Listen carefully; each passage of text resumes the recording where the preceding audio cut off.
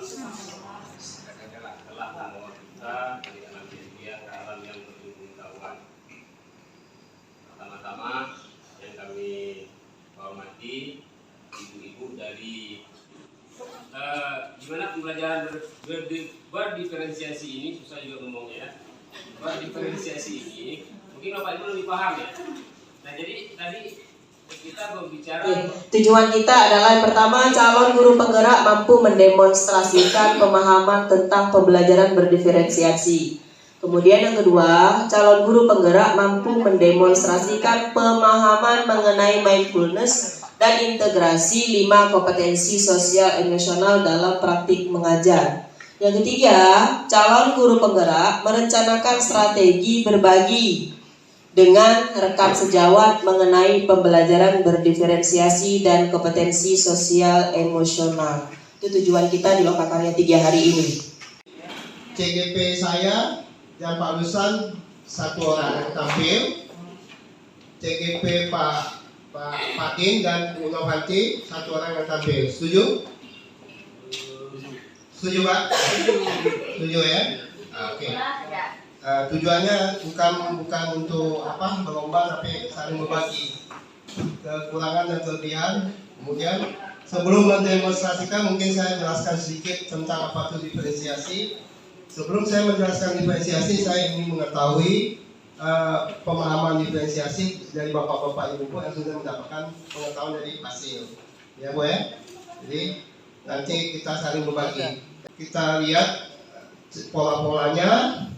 Kemudian kemampuan Bapak sampai di mana itu tergantung waktu seberapa Bapak sanggup. Dan integrasi 5 kompetensi sosial emosional. Di situ nanti ada dikatakan ada 5. Nanti kita bagikan. Satu lagi berelasi, yang kedua tanggung jawab. Oke. Yang terakhir adalah merencanakan strategi berbagi. Nanti Bapak akan dibuat kelompok, apa berdua, apa bertiga, strateginya bagaimana berbagi kepada teman. Apakah menunggu teman datang, ataupun Bapak mengunjungi teman, ataupun Bapak memberikan masukan pada kepala sekolah, kemudian kepala sekolah membuat kegiatan. Nanti tergantung Bapak strateginya bagaimana berbagi dengan rekan sejawat mengenai pembelajaran berdiferensiasi dan kompetensi sosial emosional. Itu aja tujuannya. Oke, silakan Bu. Aduh. Siap Bapak Ibu? Siap. Saya ulang. Bapak dan Ibu, CGP yang saya cintai hari ini, siapkah kita mengikuti Lokakarya hari ini? Siap. Oke baik. Tepuk tangan kita semuanya. Evaluasi kembali. Tapi terkadang kita namanya manusia pasti ada yang terlupa. Dan mohon diingatkan. Gimana? Ya Bu ya? Oke. Dengan Ibu. Enggak, ini Bu. Dikasih izin untuk yang kurang sehat untuk keluar masuk Bu. Sebagai guru, sebagai observer dan juga sebagai murid. Nah, dalam pembelajaran diferensiasi itu kan ada beberapa hal yang dinilai itu tentang diferensiasi konten, ya. Ibu udah paham apa itu diferensiasi konten yang masuk ke dalam diferensiasi materi kriterianya bagaimana dan sebagainya. Juga Ibu sudah paham, sudah membuat DP-nya. Dan juga yang terakhir diferensiasi produk. Di situ mungkin ada kegiatan atau proyek university learning, ada persiapan, kemudian ada membuat seperti presentasi ataupun kepada siswa ataupun dalam bentuk poster, dalam bentuk karya atau hasil dari sebuah ada observernya, pengajar praktik. Inilah dia nih pembelajaran diferensiasi dan juga unsur kompetensi sosial dan emosional juga masuk situ dan juga budaya positif untuk persiapan kita pada bulan Maret. Oleh karena itu pada hari ini kita fokus, kita saling belajar di sini karena ini adalah hal yang baru. Hal kami sendiri masih juga belajar walaupun sudah mengikuti pembelajaran. Oleh karena itu mari kita sama-sama untuk bermain peran dan juga di mana yang ada yang kesilapan itu sama-sama kita koreksi. Demikian Bu. Proses pembelajaran berdiferensiasi. Kalau secara secara pelaksanaan klarifikasi itu belum ada penggalian tentang MPP berdiferensiasi.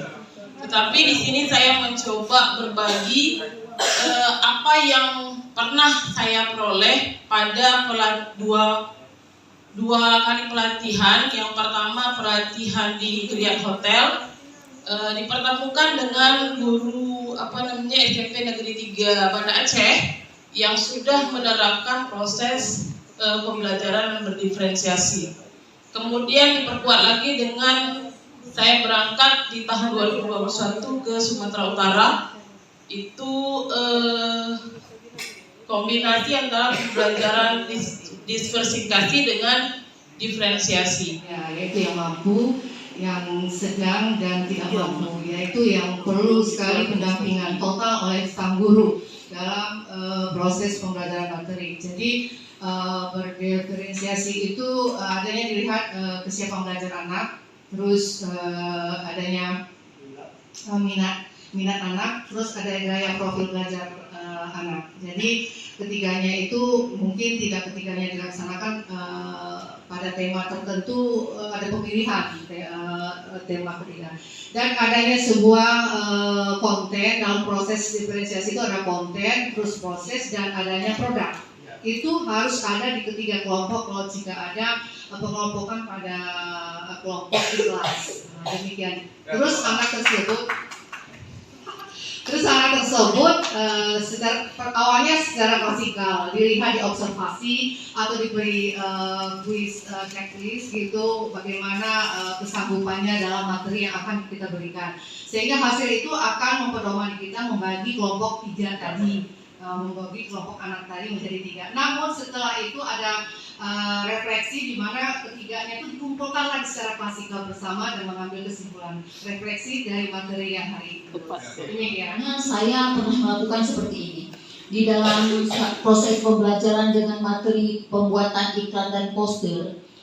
Saya mengelompokkan anak berdasarkan kemampuannya. Ada anak yang IT-nya kurang, misalnya tidak memahami tentang Canva seperti itu. Mereka bisa menggunakan kertas untuk menggambar, membuat poster seperti itu. Kemudian mereka juga bisa mengambil foto-foto yang ada di lingkungan sekolah, yang mana termasuk poster, yang mana iklan seperti itu. Kemudian ada anak yang kemampuannya tinggi. Mereka di situ bisa menggunakan aplikasi Canva dalam proses pembuatan iklan tadi. Ibu, teman-teman semuanya bisa membantu. Saya di sini agak sedikit bingung dalam membagi minat belajar siswa. Kok kami di SD itu kan ada 5 model pelajaran yang harus kita ajarkan kan. Nah, mungkin kalau di SMP bahasa Inggris kita udah tahu setiap hari kebutuhan anak itu apa gitu kan.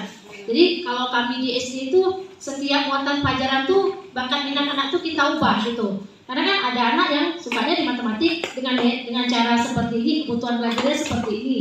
Kemudian ketika dia belajar IPA, dia membutuhkan kebutuhan belajar dia seperti ini. Jadi pengelompokannya itu kita ubah-ubah Pak, setiap muatan pelajaran yang kita ajarkan tuh, gitu Pak. Saat pelajaran matematik, kelompok anaknya yang membutuhkan, misalnya dia dengan kinestetik. Kemudian ketika dia belajar IPA, dia mungkin dengan audio gitu. Setiap muatan pelajaran anak itu kita rubah gitu. Ya, tidak langsung. Kenapa? Karena ada diferensiasi konten yang kami tampilkan di situ. Ya Pak Yes ya, mulai dari materinya dalam bentuk tulisan, materi dalam bentuk video, materi dalam bentuk LKPD, itu kan sudah masuk ke diferensiasi konten yang kami buat.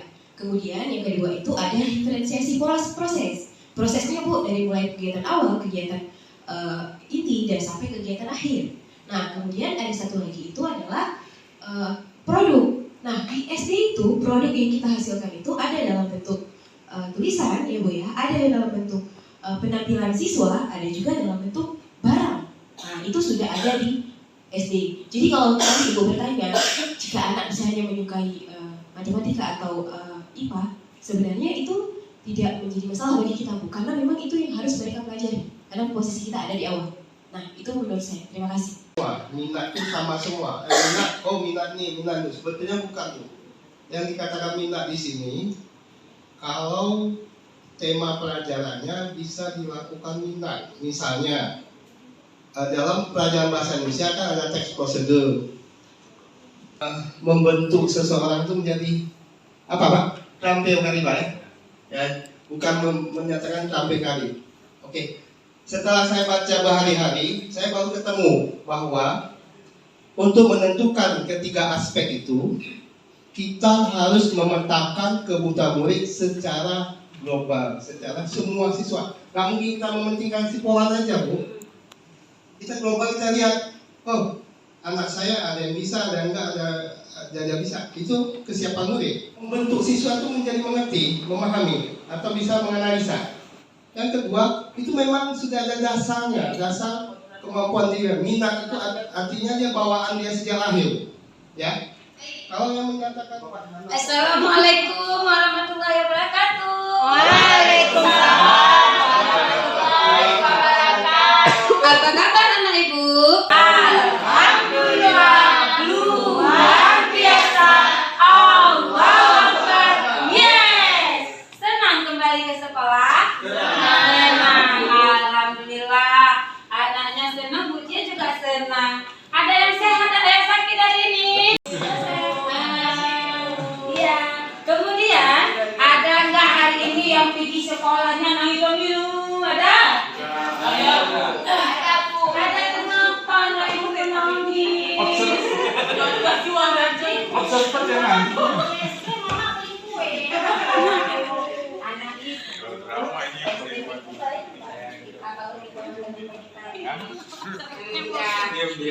Sebabnya kenapa mama adik nggak kenapa sih beli adik es krim?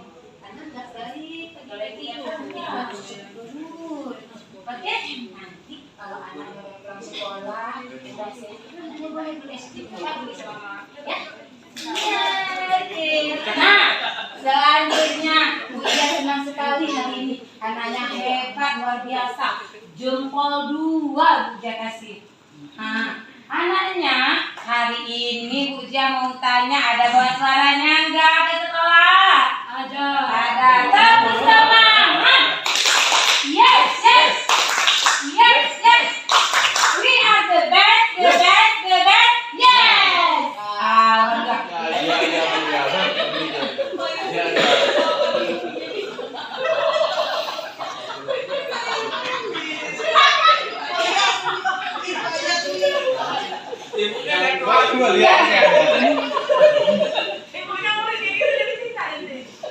Anak ibu kenapa nak? Ada apa sayang? Dia aja kan ide itu saya. Oh, dia bahasa dedek. Oh, dia bahasa dedek karena justru lebih ganteng.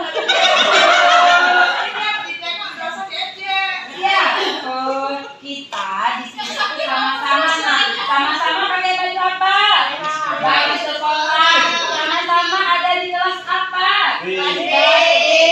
Nah, berarti kita semua yang ada di sini nih, kita keluarga, kita bersaudara, kita satu kelas. Itu tidak boleh lagi ada yang saling ngejek-ngejek. Nggak ada lagi marah-marah. Masa sama keluarga sendiri kita ngejek-ngejek? Nggak boleh, karena itu tidak baik. Oke?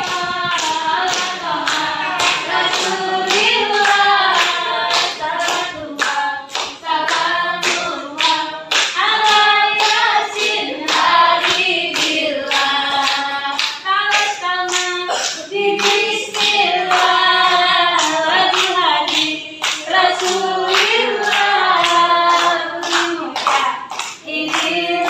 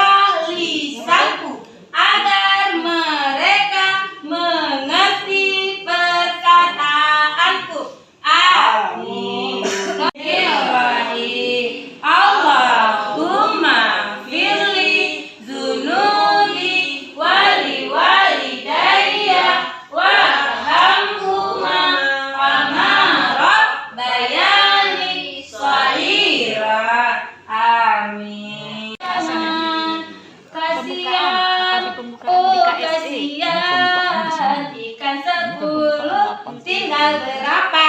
Berapa ini?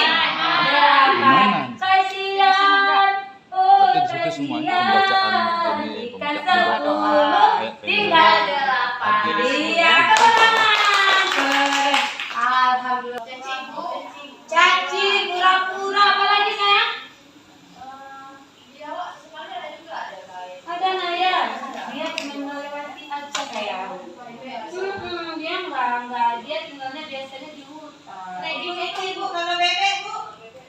Kalau bebek dia berenang, kuek-kuek, berenang, kuek-kuek. Oh iya benar, apa itu kredit sayang? Itu di SpongeBob. Oh iya di SpongeBob. Bentuknya seperti apa ya kredit itu? Gitu ya? Tapi baru-baru. Kepiting. Iya, betul. Tepuk tangan buat Novi. Nanti kita kasih bintang paling gede. Oke? Oke. Nah, krep itu kepiting juga tinggalnya di air. Kemudian yang kakinya banyak-banyak itu. Kemudian ada kakinya. Kalau gurita, dia bulat, kakinya dipinggir. Nanti kita buat ya dengan tradisi. Oke, nah apa lagi yang tinggal di air? Ada lagi? Bagi ibu. Iya, oke. Sayang, mau tempel.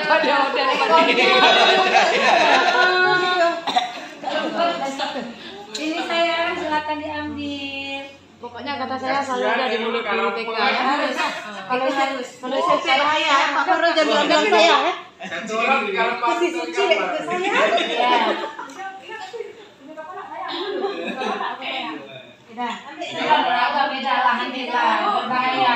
Bisa menimbulkan karena ada gede. Ibu, saya mau warna pink. Nggak bisa, daun nggak ada warna pink. Oh, boleh. Ada daun yang itu ya. Ada daun yang daunnya apa ya? Lihat ada di rumah nak ya. Oh iya boleh saya. Gaya belajarku yang Minat kebutuhan. Ini ibu saya udah satu ya. Boleh. Silakan dari ngomong jadi guru batuk sakit. Alhamdulillah sama.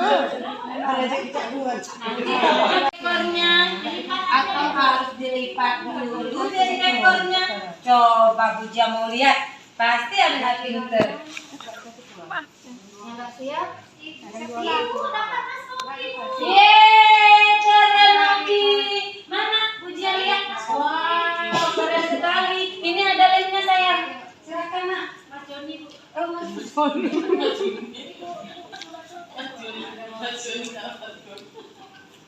Akhirnya, wow.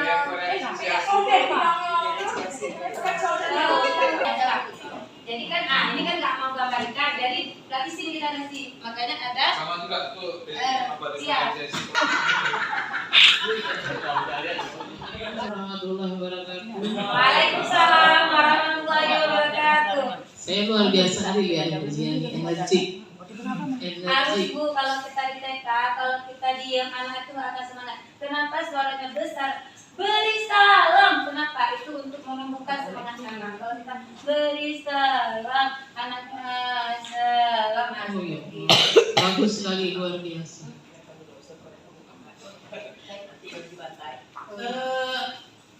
Ini tadi sudah melihat ya, mengamati ya, sebenarnya ini bukan, kami pun bukan, mungkin tidak sempurna ibu, masih banyak kekurangan di sana sini. Kalau kami disuruh jadi apa namanya, artinya aktor atau artis ya, atau simulator, itu dari serangkaian kegiatan yang ibu dia telah lakukan, boleh tahu nggak sih apa tujuan pembelajaran yang enggak dicapai pada saat ini? Oh iya. Yang pertama, kalau untuk temanya ya, kalau kita SOP kita memang berharap anak itu anak itu dia SOP itu dia bisa nilai karakter religiusnya, terutama untuk SOP ya, khusus kebiasaan seperti yang seperti yang kita tadi dengarkan bersama, baca doa, hadis dan berdoa dan surat-surat pendek itu kami masukkan ke SOP religius 1.1. Nah, untuk yang 2.5 itu kami pembiasaan buang sampah. Tadi kadang cuma saya tidak itu karena SOP kami tidak meletakkan di dalam tulisan ini. Nah itu SOP itu kami ada SOP makan, ada SOP sebelum pembelajaran dan ada SOP pulang. SOP makan itu SOP awal itu ada doa, ada hadis, ada surat pendek. SOP saat kita makan itu ada doa juga, ada kita tadi kan ada janji makan itu termasuk ke dalam situ semuanya. Hanya saja kalau kami di TK itu yang namanya SOP itu kita tidak menerapkan lagi ke dalam RPPM karena itu rutinitas yang kita lakukan. Hanya menuliskan di KD yang di atas tadi. Berarti tadi dari proses juga saya lihat, kemudian dari RPP-nya bisa lihat tujuan utama daripada proses kegiatan yang Ibu lakukan itu utamanya apa sih yang harus kalau dikatakan dikuasai kan dalam satu kali pertemuan itu tujuan utama. Alhamdulillah ya yang Ibu lakukan tadi itu saya sangat tertarik gitu ya. Tetapi sebelum kita mereview kembali kegiatan kita tadi, saya minta maaf dulu nih karena tidak menyampaikan poin-poin yang akan saya nilai di sini. Kan sebagai observer itu seharusnya sebelum menjadi observer itu kan saya harus membicarakan dulu ya yang mana titik fokus yang akan saya nilai gitu kan Bu ya. Ya betul. Itu yang mau disampaikan tadi. Betul Kak. Oke. Jadi di sini saya kan tugasnya tidak untuk menilai RPP Ibu. Di sini saya akan menilainya apakah ada menerapkan pembelajaran berdiferensiasi. Ada. Nah, ada. Oke. Kita ada hasilnya kalau mau lihat. Kalau nggak salah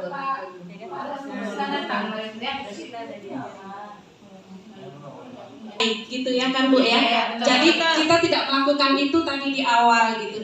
Jadi kalau misalnya kita mau mengkritik itu tadi kan kayak kritikan gitu ya. Sebenarnya itu yang harus dihilangkan di dalam menjadi kucing. Menjadi kucing gitu. Oke, Bu Jia.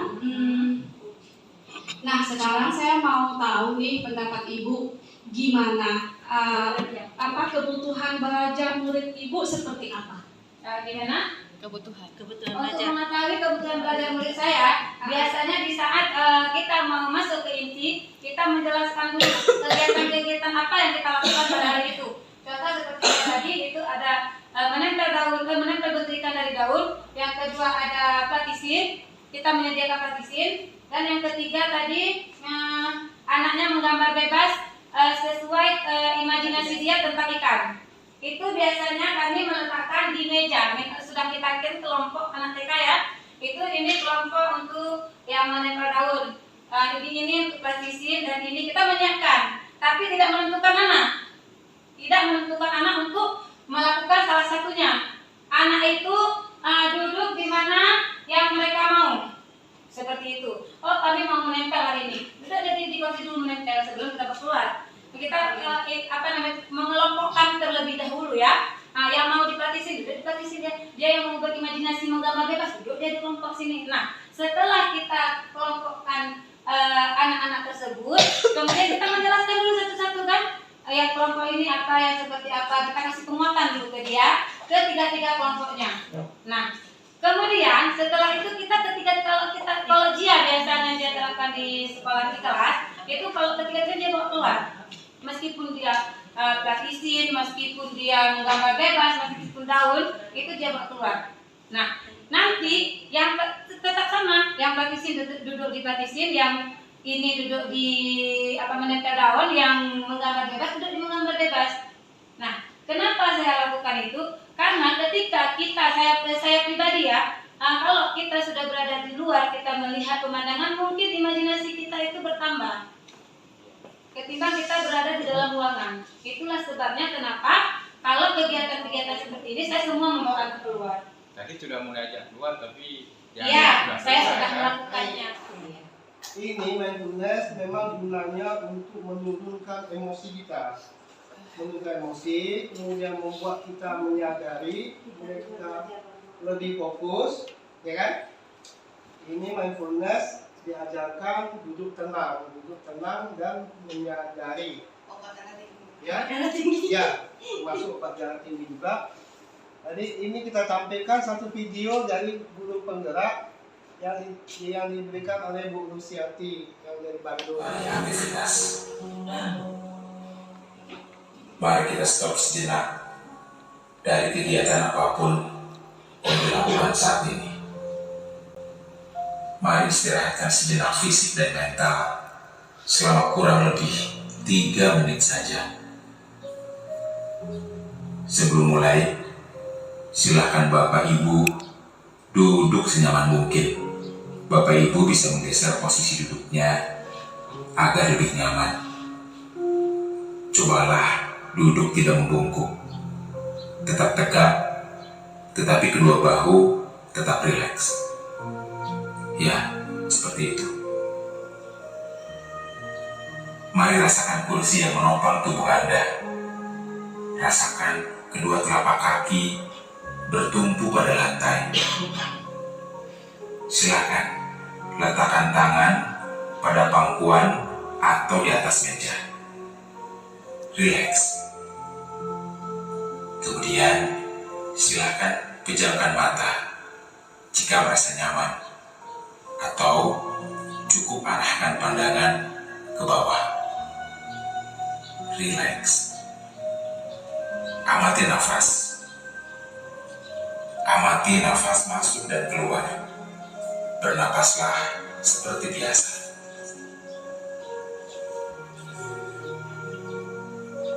Saat bernapas, rasakan udara masuk dan keluar melalui lubang hidung.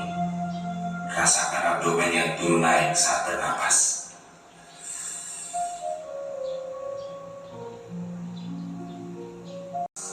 Yang lebih tenang dan pelan. Amati perasaan Anda saat ini. Mari tarik nafas. Tahan 4 detik. Keluarkan dalam 4 detik.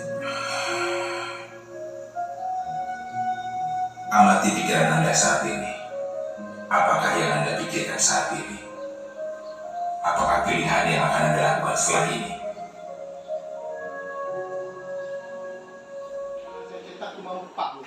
Saya kira Kami ada, ini glosariumnya. ada print sendiri ya? Ya. Glosarium. Ya. Oh ya. Jadi cara memasukkan KSE-nya, biasanya glosarium boleh ya, ataupun di FPP Bapak-bapak Ibu sudah ada KSE-nya. Tinggal Bapak-bapak Ibu tambahkan aja. Boleh lihat contohnya di sini. Entah Pak ya, Pak Yosan ya. Ya. Pengambilan keputusan yang bertanggung jawab. Ini satu orang satu ya. Oh iya. Saya ulangin. Buat kelompok, setiap kelompok memilih satu FPP untuk didiskusikan. Kemudian simulasi hanya satu kelompok. Ya, saya ada satu kelompok. Bapak Ibu yang kami banggakan, izinkanlah saya mewakili dari kelompok Mirah Marona, kata Bu Ros. Jadi sudah berdiskusi tadi sepintas, maka ini FPP saya yang ditampilkan.